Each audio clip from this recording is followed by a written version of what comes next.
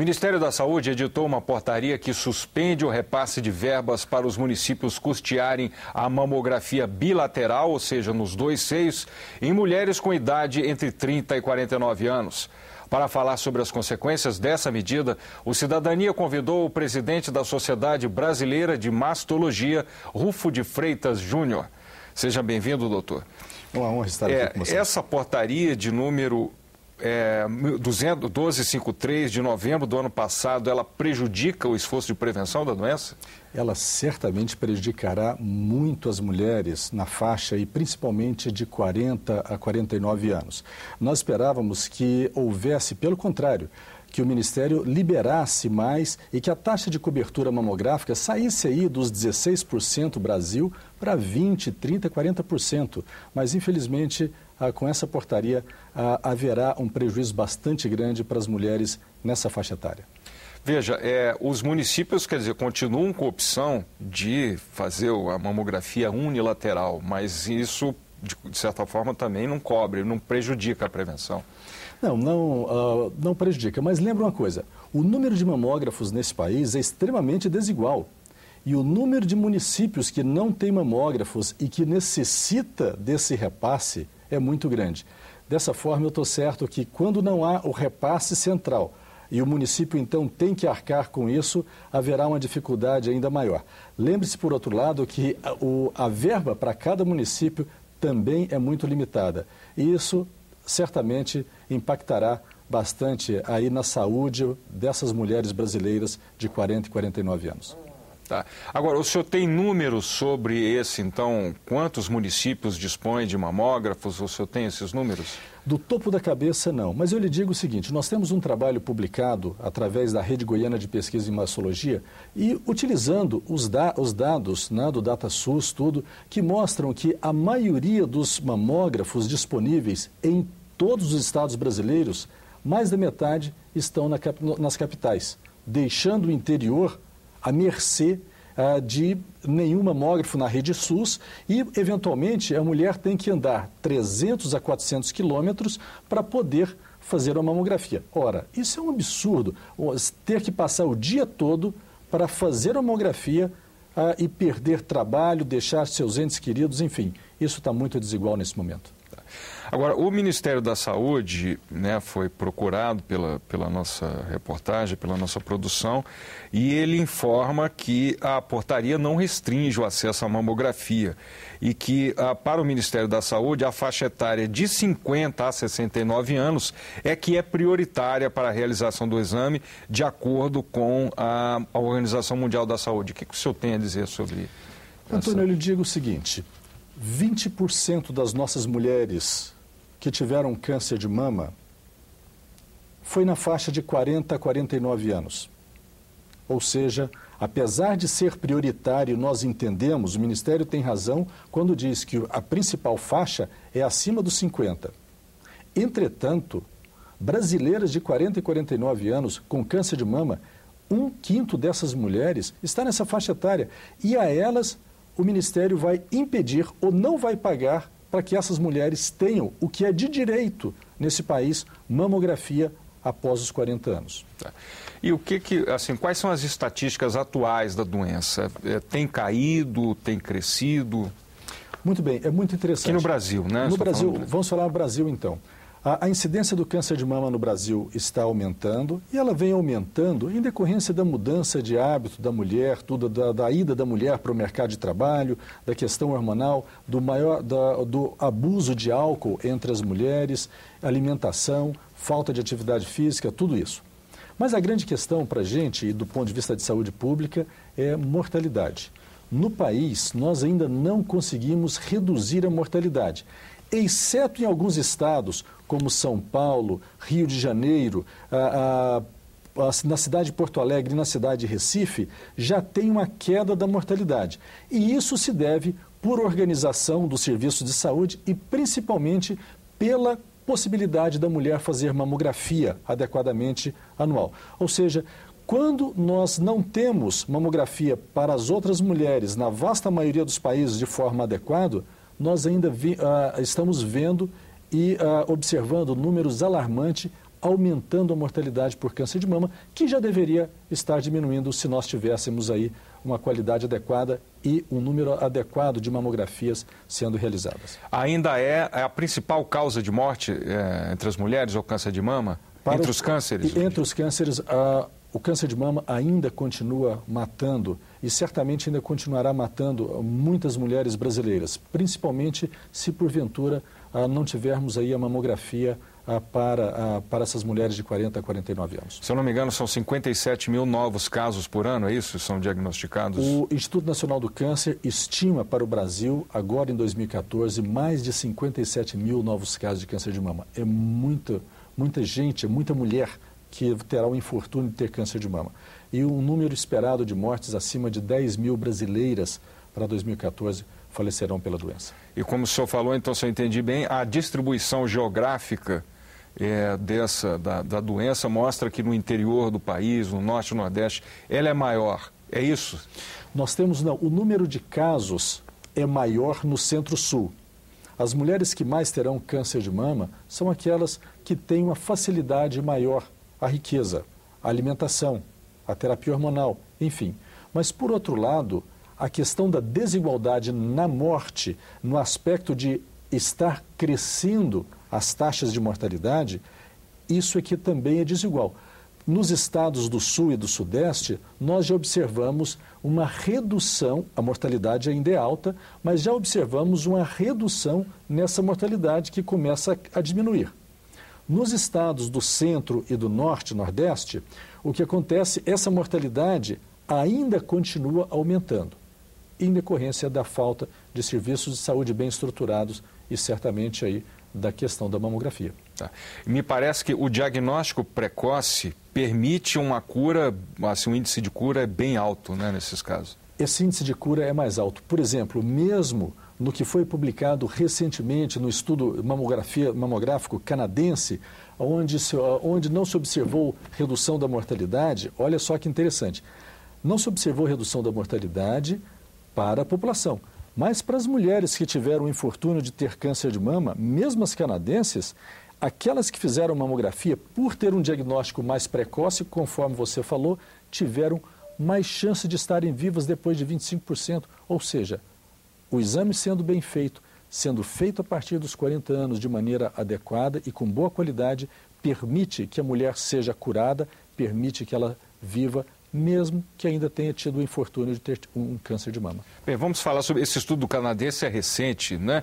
Ele informa que o exame, a mamografia anual, não é assim um fator que contribua para reduzir bastante a doença em relação ao exame clínico, né? O senhor acha que esse estudo não é válido apenas para o Canadá, ele não serve para o Brasil? Tem alguma influência disso? Ele, de uma maneira geral, e os próprios autores observaram isso, que ele serve para o Canadá, onde a estrutura, a máquina de saúde pública é outra e não é a nossa aqui. Por outro lado, ainda nesse estudo, eu insisto que, apesar deles não terem encontrado uma redução da mortalidade para a população como um todo, para 6 mil mulheres canadenses que tiveram câncer de mama naquele estudo, aquelas que fizeram mamografia tiveram pelo menos 8% de chance a mais de sobreviverem, de serem curadas. 8% é 8 em 100. Será que é muito pouco? Não, não é muito pouco. De maneira individual, isso é um número bastante grande e eu gostaria de lembrar, quando nós falamos de tratamento, etc., cada medicação que nós utilizamos do câncer de mama, nós tentamos aumentar a cura em 2, 3, 4%. Agora imagina com um exame simples, mamografia, aumentar a expectativa de cura em 8%, mesmo no Canadá. Agora vamos voltar para o Brasil. Um estudo bastante interessante aqui nesse país mostrou que as mulheres que são da saúde pública, elas têm 2 vezes mais chance, ou têm o dobro de chance de serem detectadas numa fase avançada que aquelas da saúde privada. Isso fez com que as mulheres da saúde pública morressem mais do que as mulheres da saúde privada. Se nós pegarmos o estudo canadense e transportarmos para o Brasil, então isso mostra claramente que se nós não fizermos a mamografia e não fizermos um tratamento adequado, um número muito maior de brasileiras terão suas vidas ceifadas por falta de situações simples. E uma das situações mais simples e mais baratas que nós temos hoje é a mamografia. Então, assim, além das críticas que nós fazemos ao estudo canadense, da qualidade, etc., e outras coisas, tem o benefício que o próprio estudo canadense mostrou para as canadenses sobre a possibilidade de estar vivas aquelas que tiveram câncer de mama. Quando a gente passa para o Brasil, isso também é inquestionável. E com relação à informação, as mulheres, enfim, embora os meios de comunicação tenham ao longo dos anos ressaltado a necessidade de fazer o diagnóstico precoce e, como o senhor falou, um estilo de vida saudável também contribui para reduzir a incidência da doença. Apesar de todas essas campanhas, ainda é grande o grau de desinformação? Antônio, o grau de desinformação na nossa população é enorme. São tantas campanhas, são tantas ações, são tantas publicações e ainda assim o grau de desinformação é muito grande. Tem dois problemas aí que eu considero fundamentais. Número 1, a desinformação. Mas um outro problema também que não pode ser deixado de lado. Muitas vezes nós temos uma boa parcela da população que tem acesso à informação, mas ela não terá acesso à saúde pública. E essa questão, essa disparidade, às vezes eu tenho informação, mas eu tenho dificuldade de fazer um exame ou de procurar um profissional. E essa distância faz com que seja também um problema nosso, não dos outros países, mas um problema nosso em um país continental. Nós já abordamos aqui mesmo, neste Cidadania, neste programa, a questão do programa Mais Médicos e da falta de médicos, de uma maneira, clínicos gerais, atenção básica à saúde, assim, de norte a sul do país, principalmente nos grotões e nos mais distantes rincões. Isso certamente também contribui para a elevação do índice de prevalência do câncer de mama, um índice alto entre as mulheres do interior do país, não é isso? Eu diria que, exato, vai aumentar nessa questão da prevalência e também da não redução da mortalidade, ou seja, de uma mortalidade que continua aumentando, né, nos rincões do país. Eu estou certo que não só o programa Mais Médicos, mas a constatação de que a utilização de equipes de saúde por vários profissionais atuando, informando e formando e orientando bem essa população pode melhorar muito essa situação, principalmente em termos de câncer de mama. Essa ação inicial, essa informação para a população, ela pode ser passada de maneira muito clara pelas equipes de saúde. Mas no topo dessa história, para o câncer de mama em si, só o programa Mais Médicos não vai melhorar. Ele pode também dar um plus, algum benefício.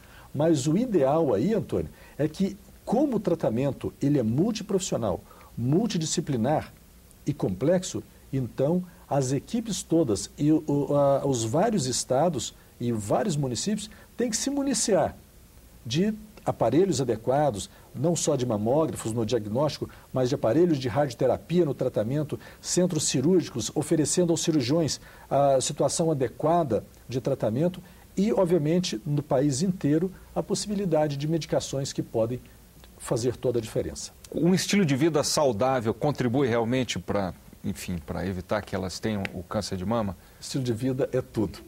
Coração, pulmão, paixão, até para câncer de mama melhora, ou seja, reduz. Eu lhe digo, atividade física feita de maneira regular e adequada, com a atividade aeróbica, etc., com hábitos saudáveis de alimentação, frutas, verduras, não tanta carne, que nós aqui no Centro-Oeste gostamos muito, mas enfim, só isso por si reduz em 20% a chance de qualquer mulher ter câncer de mama.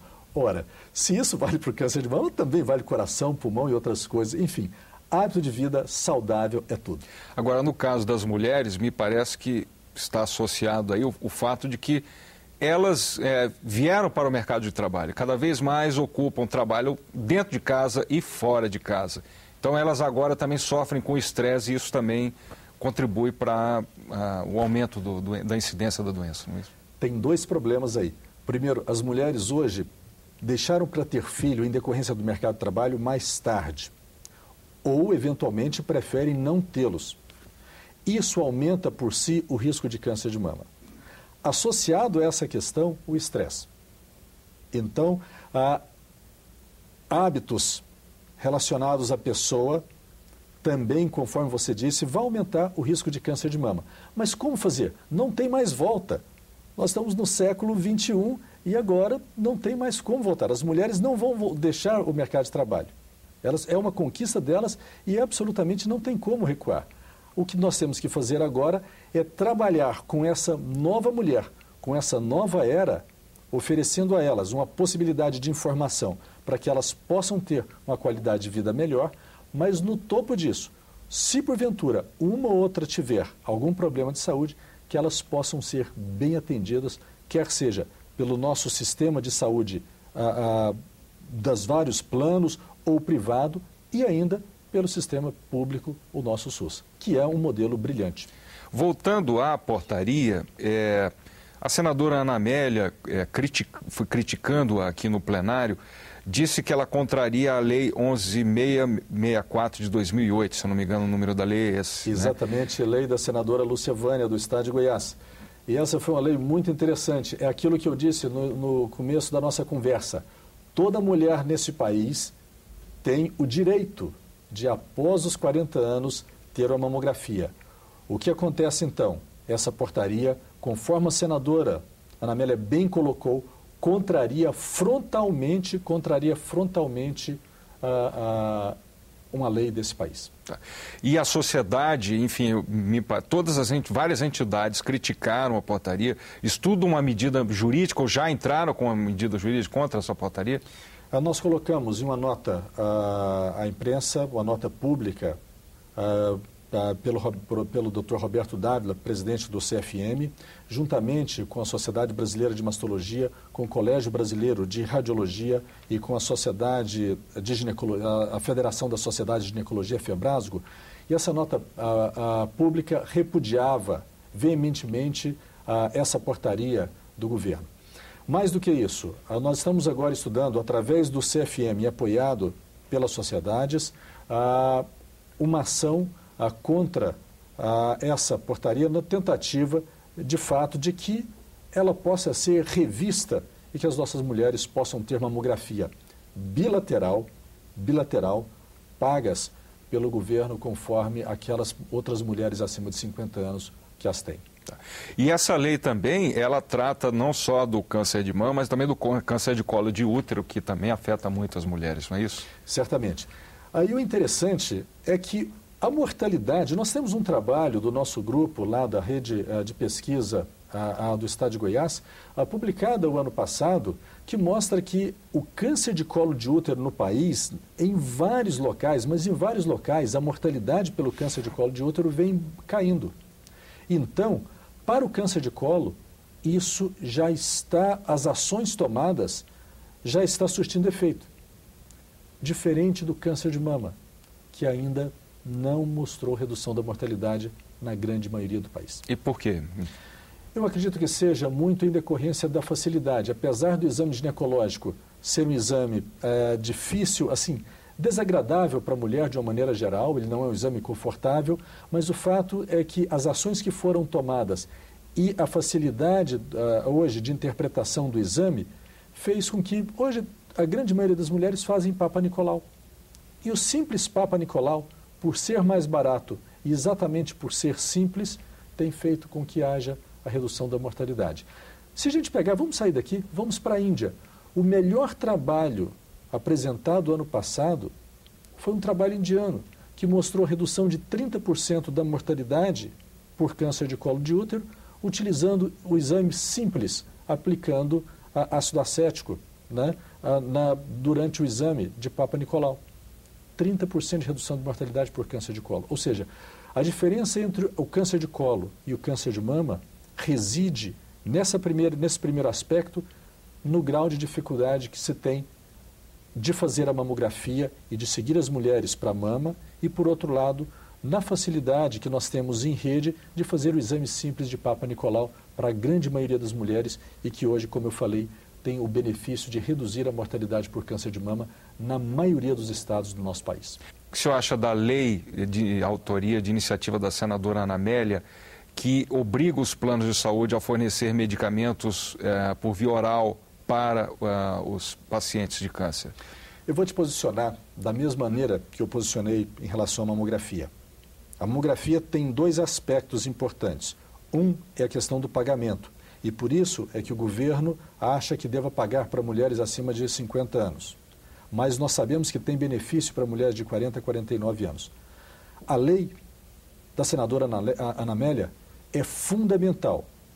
Eu estou certo que tem um problema de custo para as operadoras de plano de saúde nesse país.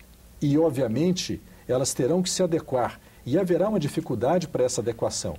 Mas, por outro lado, tem um benefício para a população que é indelével. É uma lei extremamente importante que fará com que pacientes, não só de câncer de mama, mas que outros pacientes com outros tipos de cânceres que utilizam a medicação oral tenham um maior compliance. O que é isso? Uma maior possibilidade de uso adequado, porque será facilitado a esses pacientes, a esses brasileiros e brasileiras, a aquisição mais fácil da sua medicação. Tendo a aquisição mais fácil, a melhor possibilidade de manter o tratamento em dia, um tratamento adequado, favorecendo a chance de cura. A lei é muito interessante e veio no momento oportuno. E o que o senhor acha também da iniciativa, voltando ao câncer de colo de útero, da iniciativa de vacinação, né, das meninas aí do HPV, a vacina contra o HPV? Mais uma vez, essa é outra. Aí nós já estamos trabalhando também em termos de saúde pública e também trabalhando com a perspectiva de evitar, de prevenir. A gente deixa de falar de mortalidade. Olha que bacana. Vamos um passo além e um passo antes. A vacinação para as meninas do HPV permitirá a não aquisição de câncer de colo por boa parte da população que foi vacinada. Isso fará no futuro, além da redução da incidência, também vai melhorar ainda mais a perspectiva de redução da mortalidade. Ou seja, é um passo além. De fato, esse é uma questão primordial para que a mulher jovem não venha a ter câncer de colo. Então, por último, eu gostaria que o senhor, como médico, né, dirigisse uma mensagem, um recado às mulheres. Olha, eu diria o seguinte: façam atividade física, tenham e procurem se informar adequadamente. E no topo dessa história, lutem pela mamografia de 40 a 49 anos e façam, porque nesse país é lei e a gente tem que cumprir. Muito obrigado por essa entrevista. O Cidadania conversou com Rufo de Freitas Júnior, presidente da Sociedade Brasileira de Mastologia. Se tiver críticas e sugestões, ligue para 0800 61 2211 ou acesse www.senado.leg.br/TV. Nesse mesmo endereço, você pode baixar qualquer programa da TV Senado. Obrigado pela atenção e até o próximo Cidadania.